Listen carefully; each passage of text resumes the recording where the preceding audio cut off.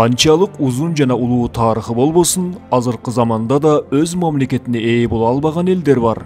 Бул элдердин саны жер планетасында миллиондоп саналат. Алардын өз тили жана үрп-адаты, каада салттары бар. Ал түгүл өз эне тилинде да жазышат. Болгону өз мамлекети жок. Тизмеде өз мамлекети жок эң ири 5 эл тууралуу айтып бергенге аракет кылам. Уйгурлар байыркы түрк тилдүү элдердин бири. Түпкү мекени Кытайдын батышындагы Чыгыш Түркистан. Жер шаарындагы уйгурлардын саны бүгүнкү күнү 10 миллиондун тегерегинде. Карманган дини сунни ислам дини. Башка түрк тилдүү элдерден өзбек жана казактарга көбүрөөк жакын келишет. Байыртадан эле соода сатык жана жер айдоо менен алектенишет. Уйгурлардын өзүнүн тили, каада салты жана маданияты, жазуулары бар. Маданият жаатында уйгурлар миниатюра живописи, элдик музыкалар жана адабият жаатында көптөгөн ийгиликтерге жетишкен. Өз кезинде Синьцзян провинциясы бүткүл улуу жибек жолунун башкы соода аймагы болгон. Уйгур мамлекеттүүлүгү 1000-жылдыкта эле пайда болуп, ал түрк каганаты астында курулган. Каганат Иртыш дарыясынан баштап, азыркы Орусия жана Казакстан аймагына чейин созулган. 18-кылымда бул аймак Цин династиясы тарабынан басып алынып, ал Синьцзян жаңы чегара деп аталып калган. Түпкү уйгурларга каршы Кытай бийлиги тарабынан көптөгөн кысымдар болуп турган. 1930 жана 1940-жылы уйгурлар экинчи жолу эгемендүүлүк үчүн күрөшүп, натыйжада Кытай карамагында калып кетишкен. Бүгүнкү күнү Кытай уйгурлары жашаган аймактар табигый ресурстарга өтө бай келгени менен калктын көпчүлүгү кедей турмуш кечиришет. Уйгурлар жашаган аймактарды өзгөчө көзөмөлгө алып, Кытай аскер күчтөрүн Чыгыш Кытайга көбүрөөк жайгаштырат. Кытай өкмөтү уйгурларды диний пропагандалоого тырымсыз айыптап келет. Уйгурлар жашаган шаарларда ар бир мекеме же көчөгө видео күзөт орнотулган. Паспорттору милициянын колунда сакталат. Кытай менталитетине каршы чыккан же диний пропагандоого айыпталган абакка же лагерге жөнөтүлүп турат.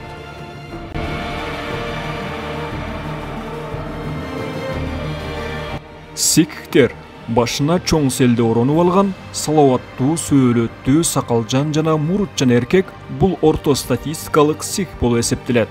Индустардан айырмаланып сикх эркектери эр жүрөк жана баатыр балбан келишет. Бүгүнкү күндө дүйнө боюнча сикхтердин саны 20 миллиондон ашат. Сикхтердин түпкү мекени Индиянын түндүк батыш тарабындагы Пакистан менен чектешкен Пенджаб штаты. Көпчүлүгү дыйканчылыкты өздөштүргөн жаттар деп аталат. Жер иштетүү жаатында көптөгөн ийгиликтерге жетишип, Индиянын эң бай этносторун түзүшкөн. Сикхтер индуизм жана мусулмандардын таасири астында өздөрүнүн дини бар жана эч бир динге окшобогон идентикалык маданияты сакталган.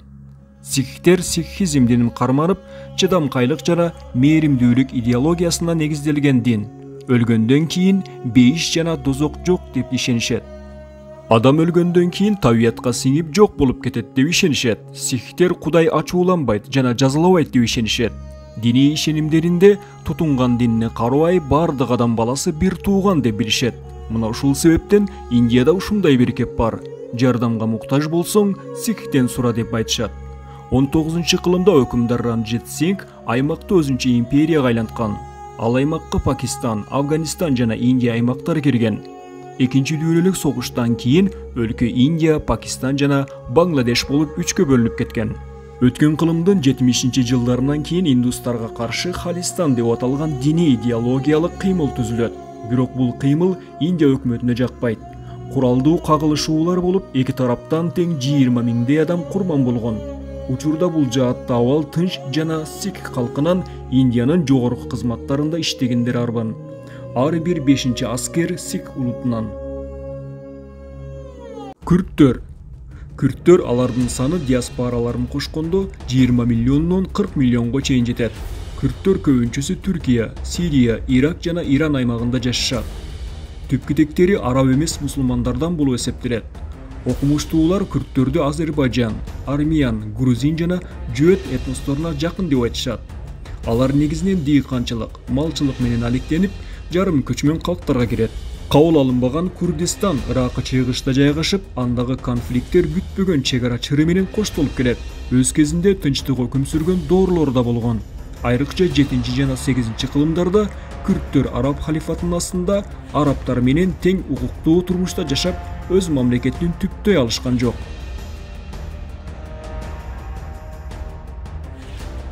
Башында турган халифат кулаган соң Персия жана Осман согушу жүрүп турганда Ардалан хандыгы күрт журтчулугу колдон колго өтүп отуруп, бүгүнкү күнгө чейин эгемендүүлүк мамлекетин кура алышкан жок. Кандай болгон күндө да күрт калкынын арасында атактуу баатырлар болгон жана дагы башка элдердин үстүнөн үстөмдүүлүк кылышкан.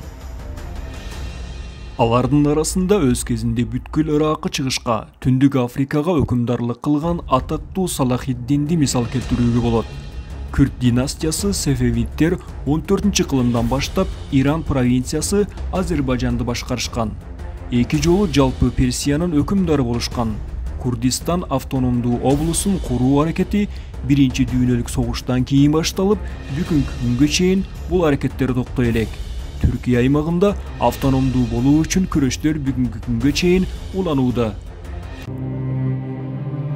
Цыгандар түндүк чыгыш Индия аймагынан чыккан көчмөн элдерден. Алардын саны болжол менен 12 миллиондон ашат. Евразия, Африка, Түндүк жана Түштүк Америка, Австралия дегеле цыгандар жашабаган өлкө жок. Цыгандардын кайсы улуттан же журттан чыккандыгы жөнүндө бир тараптуу далилдер жок. Ошентсе да, алар Индиянын эң төмөнкү каста иерархиясынан чыккандыгы айтылып жүрөт. Башка версияга караганда цыгандар Индиянын ырдоо жана бийлөө, жыландарды бийлетүү сыяктуу өнөр-поздорунан чыккан айтылат. Цыгандардын миграциялык жүрүшү 11-кылымда башталып, 2 кылым бою батышка Персия аркылуу Армения жана Византияга журт которушкан. Византияда темирди кайра иштетүүнү аркалашып, Балканга чейин жетишет. Барган жеринде темир усталыкты аркалап суроо талап жогору болот. Ушул себептен европалыктар цыгандардын отурукташуусуна даттанган эмес. Бирок бардык эле цыгандар Европага журт которгон эмес. Кээ бир бөлүгү Түркия, Арменияда баш калкалашкан. Ошентип субэтникалык Лом аттуу топтору пайда болот. Лом аттуу топтору Иракка чыгышка жайгашышат. 1979 жылдан бери Бириккен Улуттар уюмунун мүчөсү катары катталып, расизмге жана дискриминацияга каршы күрөшүп келишет.